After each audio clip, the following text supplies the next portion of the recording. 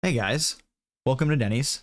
Today, I wanted to showcase a farm that is quite niche, but that I believe is up there among some of the most S tier farms in the game.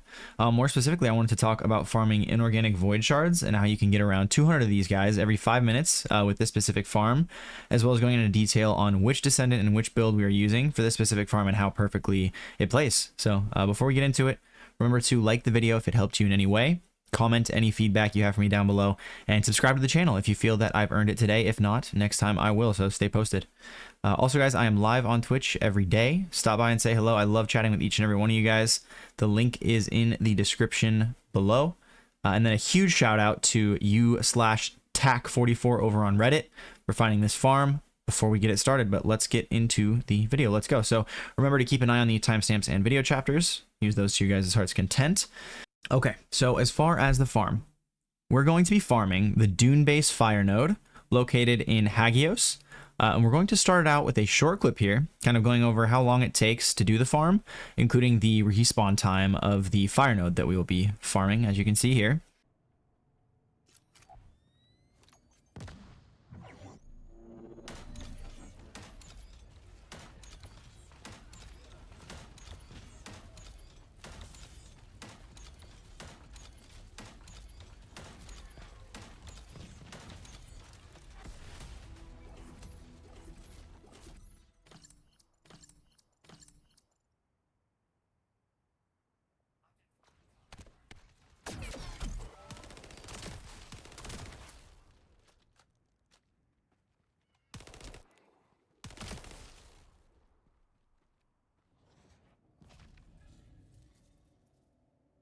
Okay, and then real quick, we're going to go over the math on that just quickly so I can give you guys an idea at how much you're getting and why I came to the figure I came to. So obviously we can do about 2 runs per minute. You get 17 every run, so we're going to do 2 times 17. Obviously that's 34.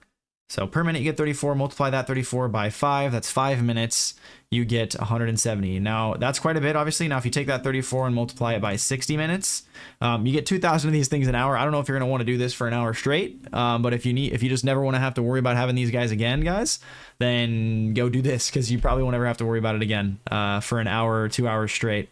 Now I want to go into detail as far as what build we're using, but before I do, I have to mention that you absolutely do not need Ultimate Lepic, guys. He obviously just makes it a bit quicker, but this is all to do with mods. So let's get into the Ultimate Lepic setup first.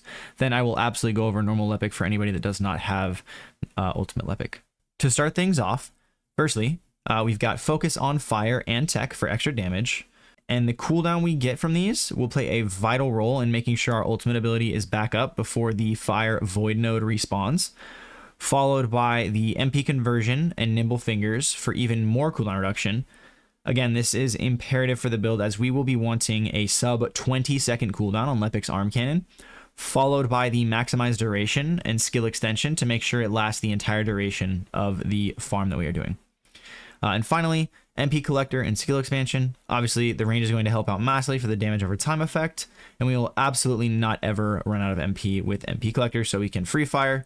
Lastly, on the build, I do want to mention it might not hurt to get some extra MP recovery out of combat on some of your components that can roll that just in case, but honestly, you could just go and pick up the MP packs all the mobs drop as well.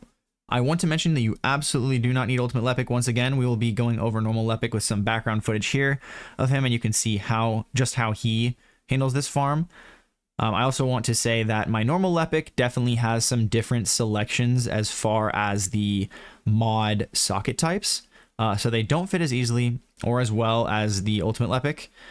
So just a bit slower due to this. The only difference really is that I've got a less upgraded maximized range on my Lepic, but as you can see, he farms it just fine. I use the same kind of rotation that I use with Ultimate Lepic with just a bit less range. So every now and then you might have a straggler break free.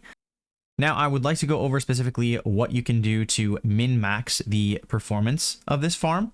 We are looking to always start the farm by hitting your second ability to start things off, Overclock, followed by throwing a grenade at the node to start it up.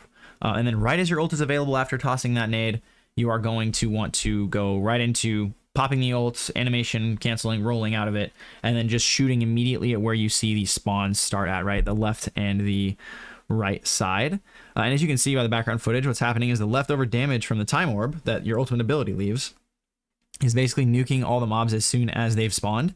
And this is the key mainly, just making sure we leave enough of those orbs at both of the spawn points so that basically they die, right, immediately. And then you also want to remember to leave one at the pylon so that, you know, as soon as the pylon becomes damageable, you break it, and then you skip a break and you just go right into the next wave. That's what makes this so quick. And then lastly, really quick, guys, I wanted to touch on the increased efficiency Transcendent mod with Lepic, and the reason why I don't think it's actually going to be better. I did some testing with it for this farm, and with the fire rate reduction and the damage reduction that you get with that mod, it is not worth it, in my opinion, to actually use in this specific situation. I think it's absolutely a great farming mod, and you know, it can be really good in certain situations, but for this one, guys, the increased efficiency just doesn't leave the orb for the damage over time effect, and it also just doesn't do the damage that we need to kill every single mob and instantly reset the spawns of the mobs any node. But I just wanted to touch on that, is all. And other than that, guys, that has pretty much been the video. A quick one for you guys. A massive shout out if you made it this far into the video. You are definitely in the minority. I appreciate all the support, and I hope you guys have a wonderful rest of your day or night. Enjoy the grind on the first Descendant, and I'm out of here, guys. Peace out. Goodbye.